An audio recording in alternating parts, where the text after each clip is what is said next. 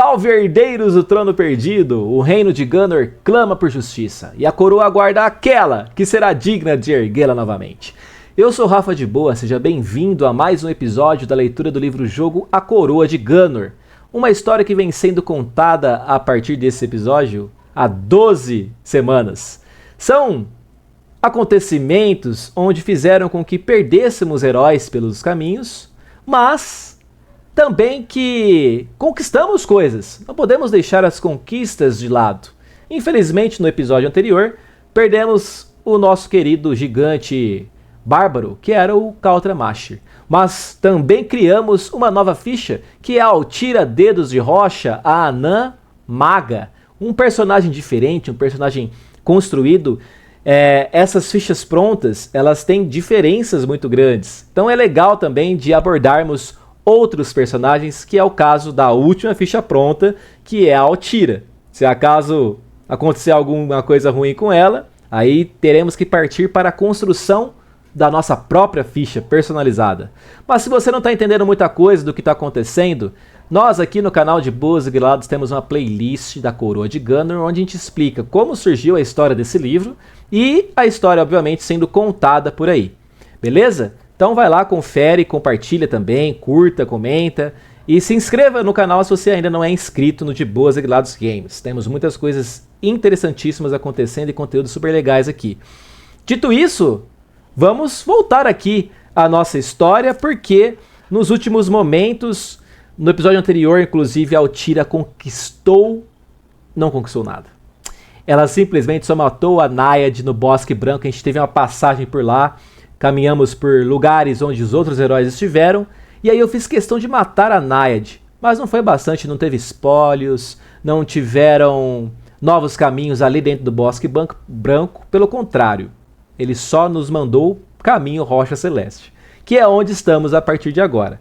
E diz o seguinte: chegando mais perto, você nota sinais de que alguém andou construindo estruturas novas entre as ruínas, e vá para 70. E na 70... vamos lá. Inclusive tem a ilustração de Rocha Celeste aí na tela. E vou até fazer a transição aqui da tela para que a gente tenha mais visibilidade da nossa querida Altira e também dos heróis que já foram. E na referência diz o seguinte: você entra nas ruínas de Rocha Celeste. Não é difícil acreditar que Hrufgangr devastou o local com um terremoto. Não resta nada intacto e a natureza já tomou conta da maior parte, transformando a cidade num misto de pedreira, cemitério e matagal.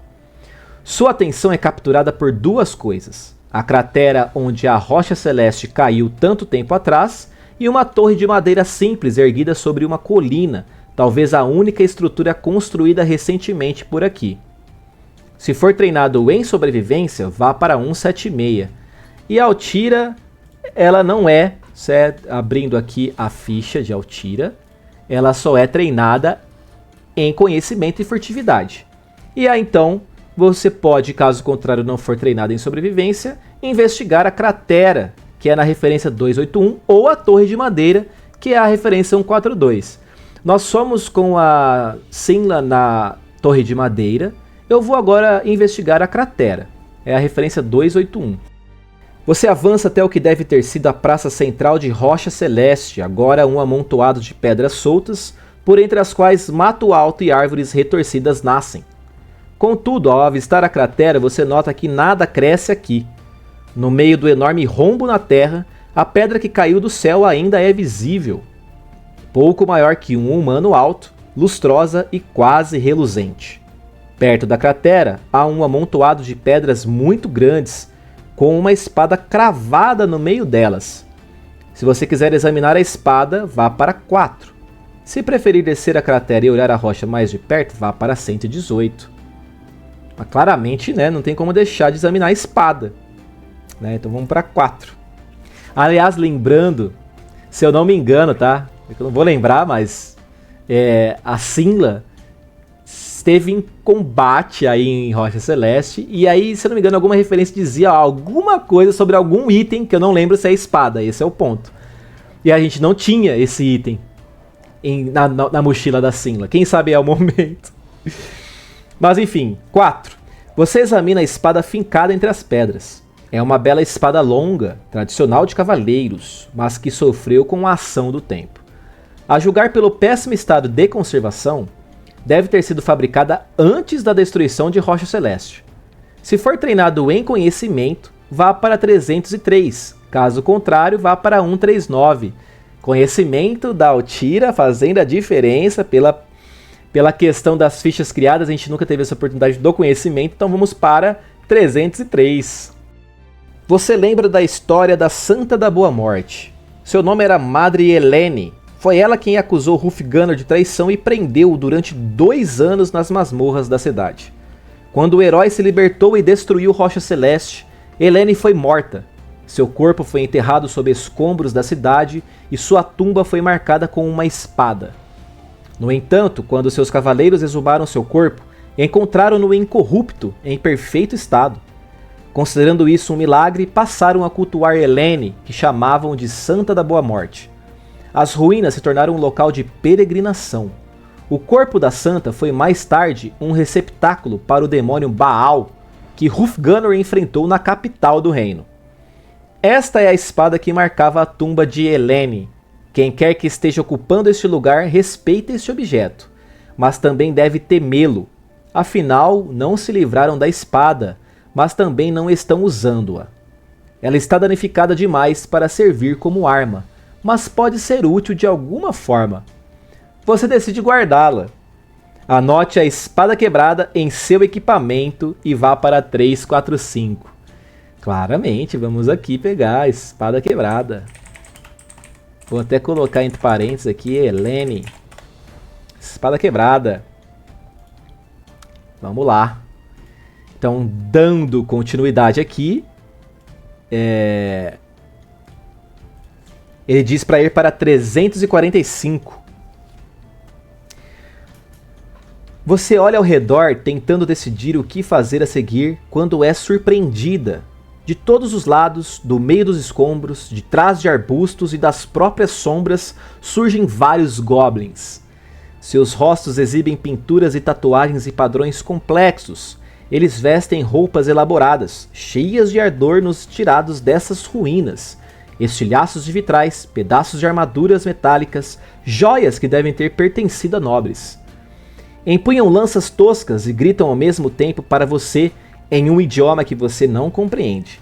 Se você quiser tentar falar com os goblins, vá para 33.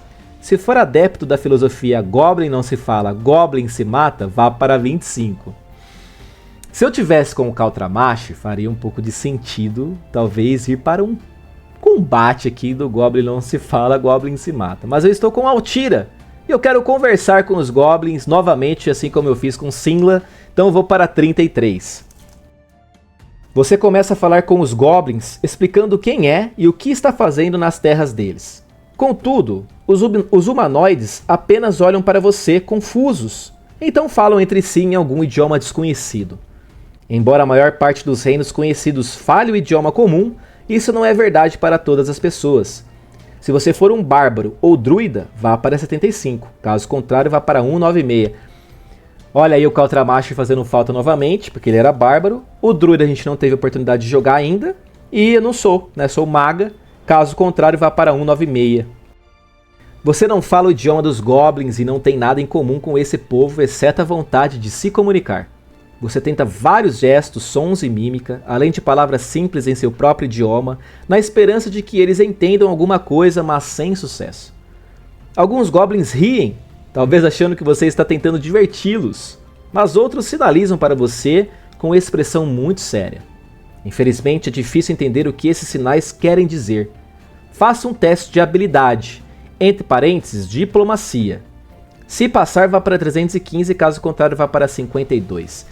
É o seguinte, né? Lembrando da regrinha do livro, a Altira não é treinada em diplomacia.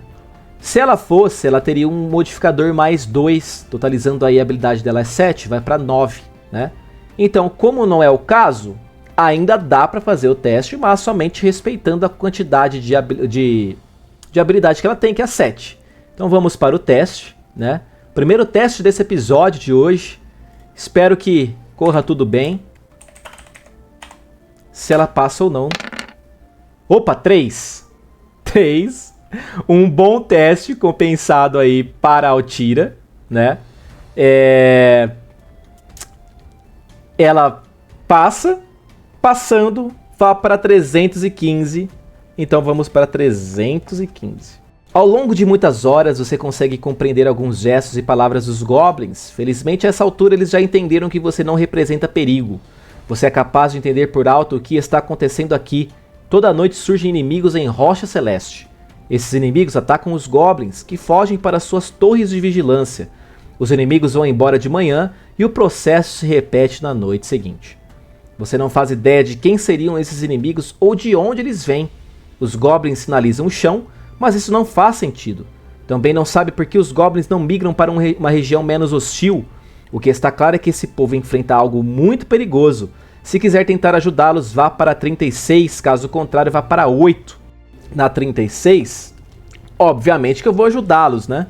Então, vamos ver aqui. O que nos diz a 36? Não demora muito para anoitecer em Rocha Celeste. À medida que o sol se põe, centenas de goblins surgem de seus esconderijos, portando lanças ou adagas. Você nota que as criaturas conversam muito entre si, sempre em tom sério. Grupos se coordenam, espalhando-se pelas ruínas. Casais de goblins se abraçam como se em despedida. Pais e mães levam crianças para cima das torres de vigilância. Então o inimigo chega. Dos escombros de Rocha Celeste, milhares de esqueletos se erguem. O único barulho que fazem é o clangor de suas armas quebradas e armaduras enferrujadas.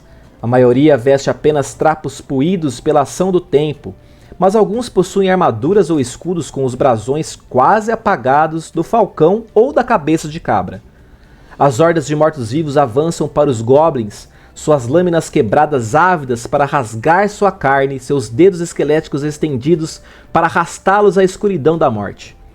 Muitos dos esqueletos fazem menção de se espalhar pela cidade, vagar para longe, mas os goblins correm na frente deles, mostrando-se alvos mais próximos e os mantêm dentro da cidade arruinada.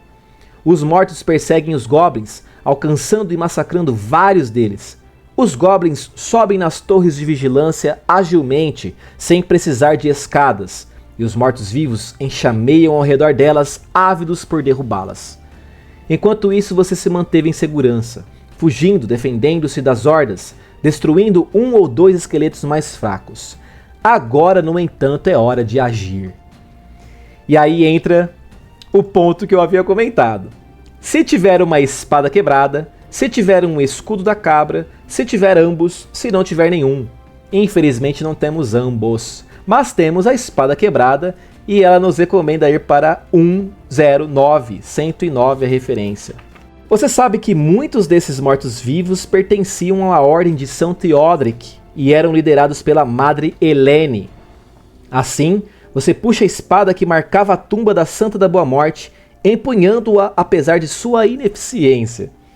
Quando faz isso, você nota que boa parte da horda para de atacá-la. E também não dá mais atenção aos goblins. Os antigos devotos de São Theodric apenas se ajoelham, fascinados pela visão da espada.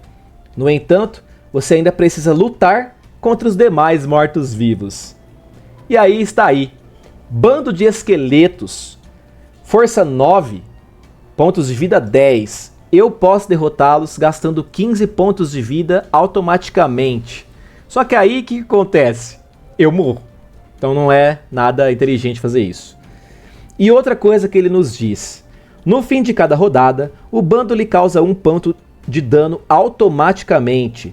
Se você vencer, vá para 204, ou seja, temos mais uma penalidade aí. Só que também temos uma coisa positiva pelo que eu acabei de ver.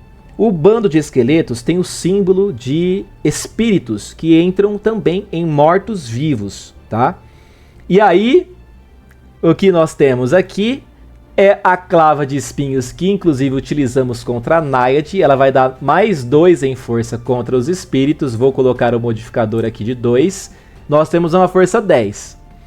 Eu vou montar aqui também, como vocês já sabem, a estrutura para jogarmos aqui, para combatermos o bando de esqueletos. Então, naquele velho trâmite, vou e volto com essa parte agitada, beleza? Voltando aqui, bom, já construí aqui a versão do mapa. Coloquei um grande esqueleto, é um token de um esqueleto, mas para representar que é um bando, né? Ele tem aí pontos de vida 10. A Altira está com os pontos dela cheios, tá? 15 pontos de vida com base no episódio anterior. Porém, o que eu pensei aqui? Criei uma dinâmica de ter 15 rodadas, porque pensando que a cada rodada a gente perde um ponto de vida automático, torceremos para que as coisas caminhem corretamente, para que nada aconteça a mais do que isso, né? Mas, em média, a gente teria 15 rodadas para combater essa ameaça, vamos dizer assim, né? Então, além disso tudo, tem um outro detalhe importante que eu estava analisando aqui na ficha, no qual a Altira tem... ela tem magia arcana, ela tem a bola de fogo, que aí ela fala que você gasta 2 PM para atingir todos os inimigos, tá? Uma vez por rodada pode causar 2 PM para causar 1d6 pontos de dano em todos os inimigos. Como a gente tem um só, eu acho que é mais legal a gente usar o raio mágico. Uma vez por rodada, uma vez por combate, pode gastar 2 PM para causar 1d6 mais 2 pontos de dano em um inimigo à sua escolha, tá? Eu acho que faz sentido. Beleza? Faz sentido. Vou gastar aqui já direto 2 pontos de mana. Tem um total de 18 agora. A ficha já está estruturada. Lembrando uma coisa que eu esqueci do episódio anterior. Tem o Forjado em Castelo, que a gente conquistou com o Caltramash. Dá mais 1 ponto de dano se não tiver empatado ou a gente tiver perdido na diferença do ataque, tá? Se eu der apenas um dano, pelo menos, esse dano soma mais 1, e aí vai virar um 2, tá? E a adaga também que a gente tem, todo resultado 1 vira 3. Então, assim, é um combate difícil, talvez pelo fator de que ele tem 10 pontos de vida, né? E ele tem uma força interessante, esse bando de esqueleto, tá? Só que também tem esses fatores aí de que a gente tem um poder para utilizar. Eu já vou utilizar o raio mágico, como eu falei, 2 pontos de mana gastos. Eu rodo 1d6 mais 2 para iniciar esse combate. Então, vamos lá, hein? 1d6 mais 2. Na fórmula aqui, ele já rola 1d6 e aí ele já soma mais 2 nesse resultado. Vamos ver quanto que a gente já consegue tirar de dano dele. Ixi, pouco, hein? Rolei um 2... né? Com mais 2 que ele permite, são 4 pontos de vida, né? 2 pontos de dano, né? Na verdade. Então vou aqui já atualizar. Então 1d6 mais 2 deu 4. Ele tem 10 menos 4. Já vai para 6 pontos de vida. E aí, aí assim, agora a gente começa de fato a rodada, né? Barra R 2d6 agora. O meu ataque vem primeiro. 5, 3, 8 contra 11. Já começamos perdendo, tá? Já vou atualizar aqui. Então eu tirei um 8 no dado contra 11. Dá uma diferença de menos 2. Meu Deus. Menos 2. O que significa isso? Essa diferença de menos 2, né? Já aqui já vou dar como encerrado essa rodada. E já vou tirar menos 2 pontos de vida da Altira. Menos 2. Só que acabou a rodada, é mais 1 ponto, né? Que a gente toma de dano. Então agora ela está com 12 contra 8. Contra 6. 12 contra 6. Vamos para o segundo. Segunda rodada. 4 e 3, 7. Contra 9, não é possível! Não é possível! Ai, ai, 7, meu, contra 9. E aí, mais 1 ponto de vida perdido, tá? Na verdade, 2 pontos de vida perdidos, né? Porque aqui ele vai somar... perder menos 1 na diferença. Ai, ai, ai. Altira, por favor. Reaja, reaja, Altira, reaja. Então, no total aqui, -1. Mais -1. Mais -1. Que é o ataque automático. Está com 10 contra 6. Ainda há possibilidade, obviamente, mas está ficando perigoso.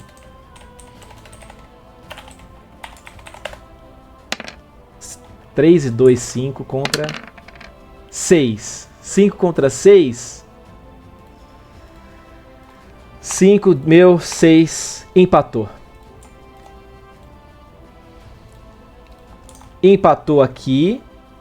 Quando empata, temos a regra que diz: ambos os combatentes perdem 1 ponto de vida, tá? Então é isso. Ambos perdem 1 ponto de vida. Vou tirar dele para dar mais sorte nas próximas. 5 pontos ele tem. A Altira perde 1, vai para 9. Só que também, final de rodada, -1, vai para 8. 8 contra 5 pontos de vida. Vamos para mais uma rodada. 5 e 3, 8. Contra 7. Pelo menos não perdemos no ataque, tá? Vamos lá. 8 de dado contra 7 de dado. É um total de 3. Então vamos lá. Por que é 3, tá? Lembrando aqui.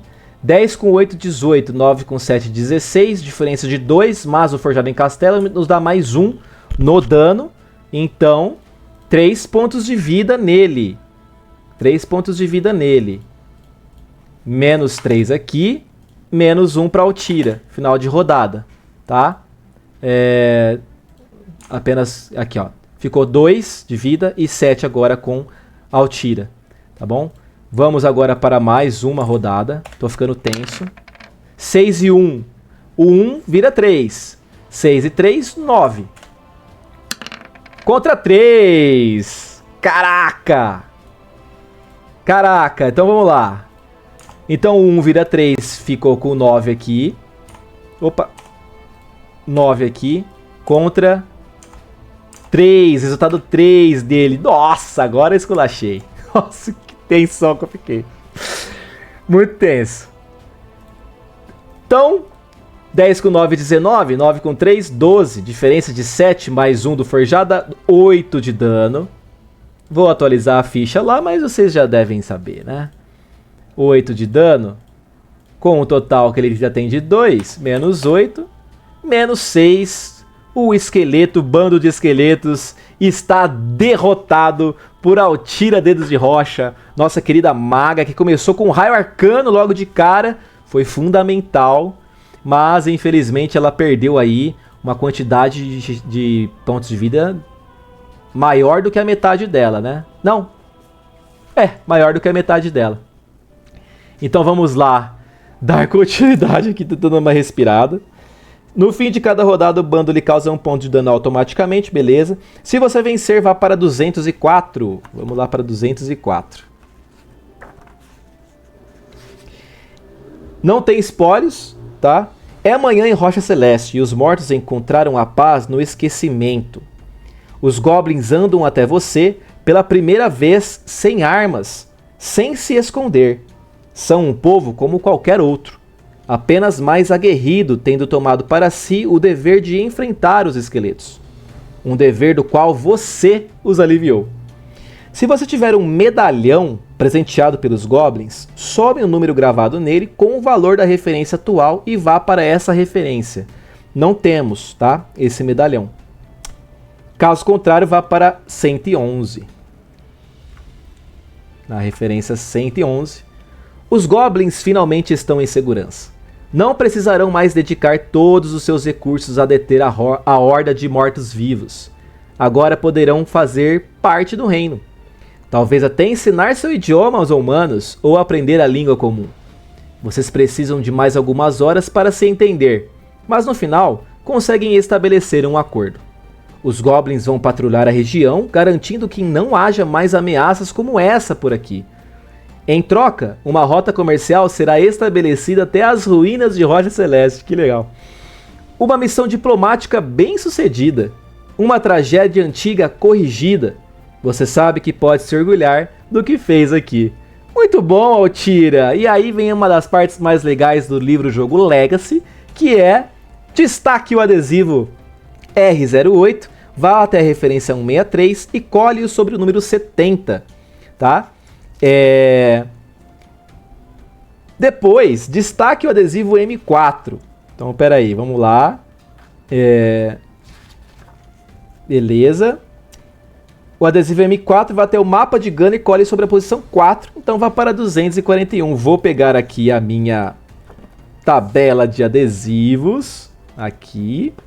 Como eu sempre, eu só vejo o que está escrito ali no decorrer das orientações.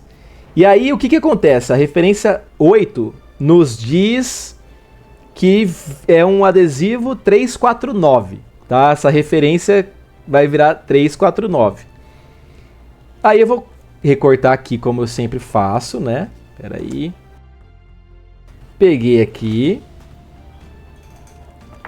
Na 163, colo 349.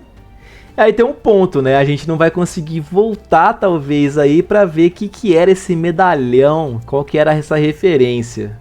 Mas paciência também, né? Mais do que isso, ele pede o adesivo M4. Pô, o mapa é legal também, porque nos dá benefícios, né? Seja eles quais forem. Vamos ver aqui o M4. E vou para a posição 4, que obviamente é a rocha celeste lá no nosso mapa, né? Bom, vou colar aqui primeiro. E ela vai nos dizer o seguinte, ó. O mapa chama... o adesivo se dá o nome de Vitória do Diálogo. Ele nos oferece mais 10 peças de prata, tá? E ele vai ficar, obviamente, aqui em rocha celeste. Nos resta o adesivo Bosque Branco, que é o número 3. Esse adesivo a gente não conquistou ainda. Não sei se ele permite voltar até, né, o caminho, porque a gente já passou por ali. Será que vai ser essencial para o Pilar das Virtudes? Resta saber essas questões, né? Olha, perdi aqui a página que eu estava. Vamos lá. Vou recuperar aqui. Resta saber se dá para fazer, se não dá, né? Era a referência 111. Dito isso, o que ele nos recomenda?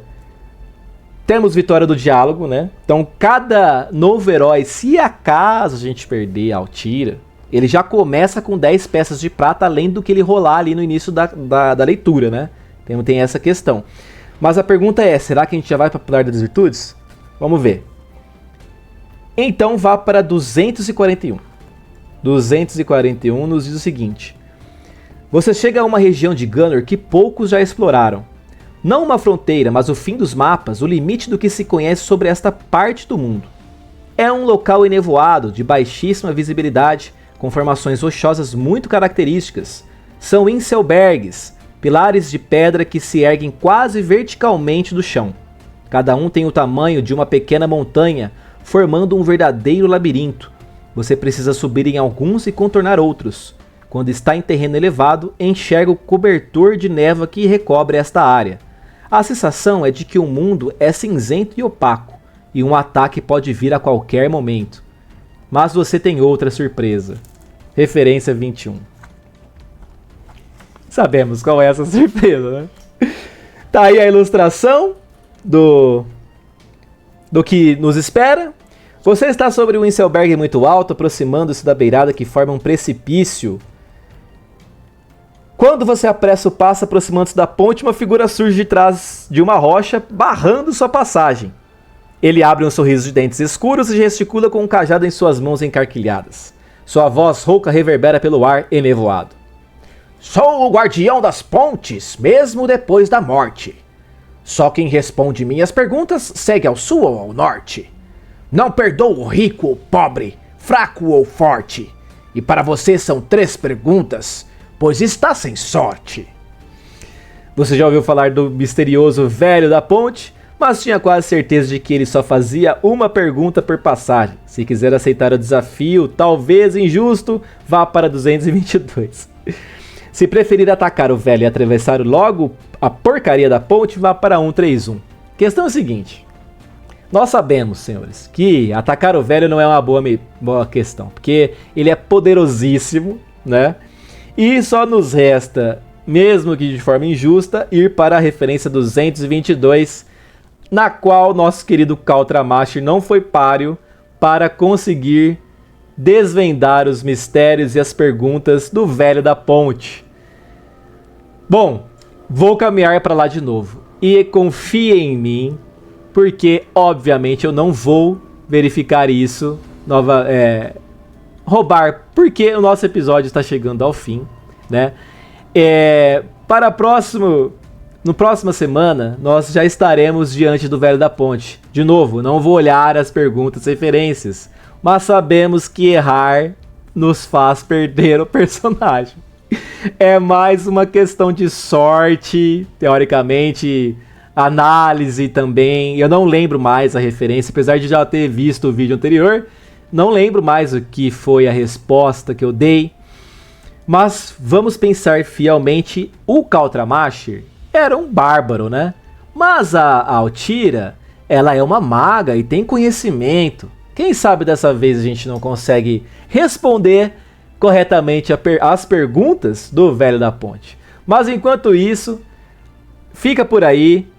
Curta o vídeo, comenta, compartilha, inscreva-se no canal se você ainda não é inscrito. E fale pros seus amigos, pô, tá rolando uma leitura do livro Jogo a Coroa de Gunner lá no canal do De Boas e Grilados. Pô, vai lá, tá engraçado, tá divertido pelo menos, né? E muita história ainda vai ser contada por aqui, estamos rumo à ponte. Será que de lá a gente vai pro Pilar das Virtudes ou a gente tem que voltar pro bosque? Tá aí uma pergunta que a gente não sabe responder, estamos ansiosos por isso. Mas enquanto a gente não tem essa resposta, fica por aí. E até o próximo episódio. Muito obrigado por estarem conosco por mais um episódio. Valeu, tamo junto. Até semana que vem.